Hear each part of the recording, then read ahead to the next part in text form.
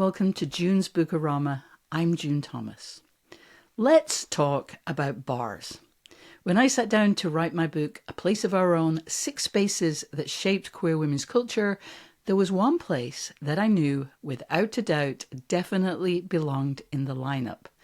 Even today, the first official designated queer space most people go to when they want to cement their queer identity is a gay or lesbian bar. There are many reasons why this isn't ideal, but one that is almost unique to the United States is that people under 21 can't go into them. That is a massive difference between the US and most other countries when it comes to queer socialization. Personally, I have a conflicted relationship with the queer bar. They can be places of immense joy. They are among the very few places where lesbians can be openly affectionate, which makes them incredibly special. The ones with dancing, at least, are the rare place where transcendence is even theoretically possible. But a bar isn't an ideal location for discovering a community.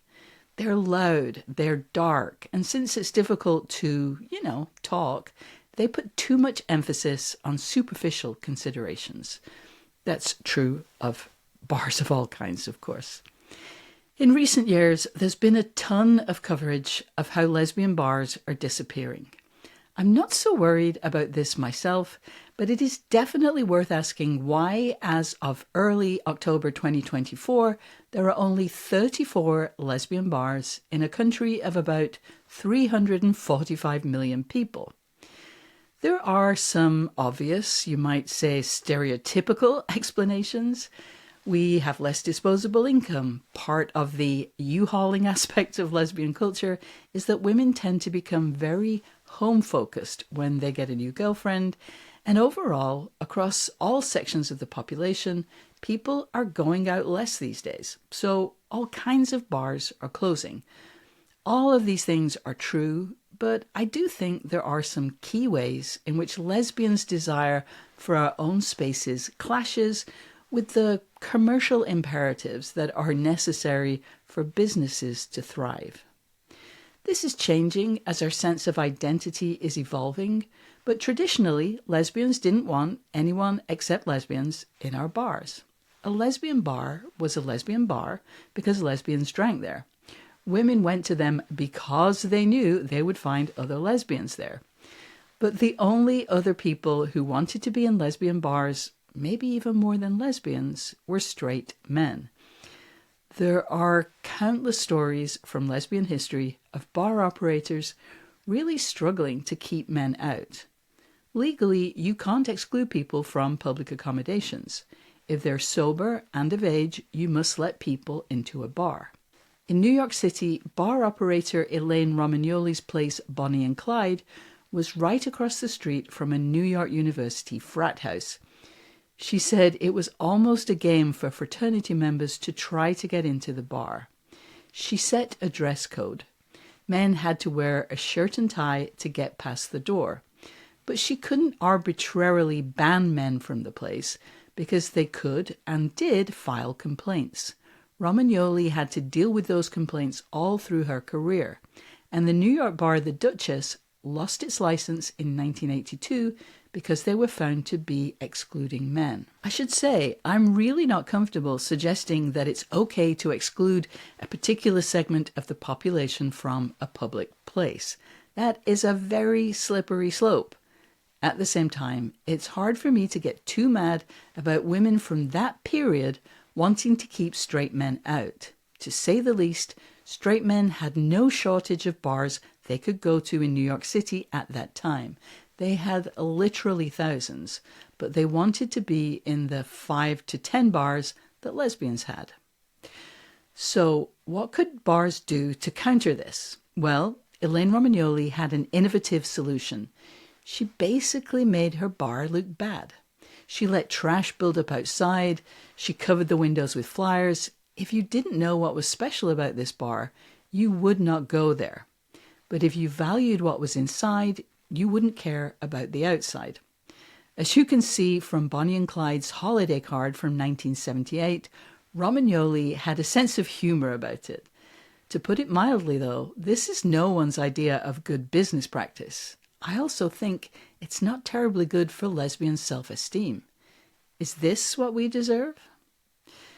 When you are trying to run a business that appeals to a limited segment of the population, let's say queer women make up 5% of the population, you're already facing a tough business challenge. And unlike most other kinds of bars, not everyone who shows up is there because they want to be in a bar.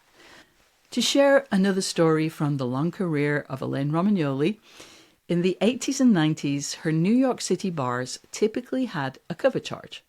And when I spoke to her in 2011, she told me about overhearing a customer complaining to the woman working the door about having to pay the cover because she didn't drink alcohol.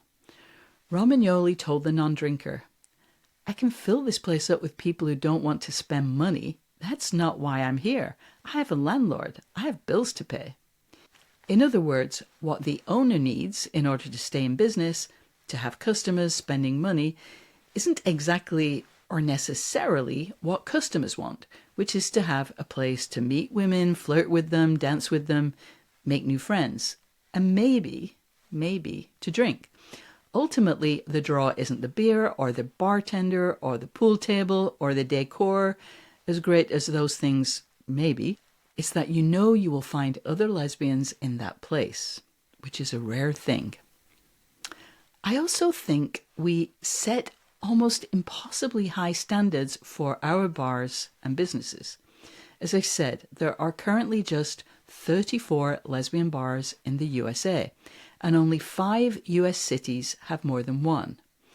Now, very few people are going to limit their socializing to 1, maybe 2 locations. But also, we care much more about that one bar than we do about every other place in town. Let me give you an example from 1977. That year in Portland, Oregon, women were so mad that Rising Moon, a lesbian-owned and operated bar, charged 50 cents for a beer rather than the 35 cents that other bars in town charged, that they pasted a sign on the door that read, "This bar exploits women." They didn't protest the policies of other bars in town, which were all owned and operated by men, and based on my research, that's not because those other places were fantastic. But women were really mad at Rising Moon.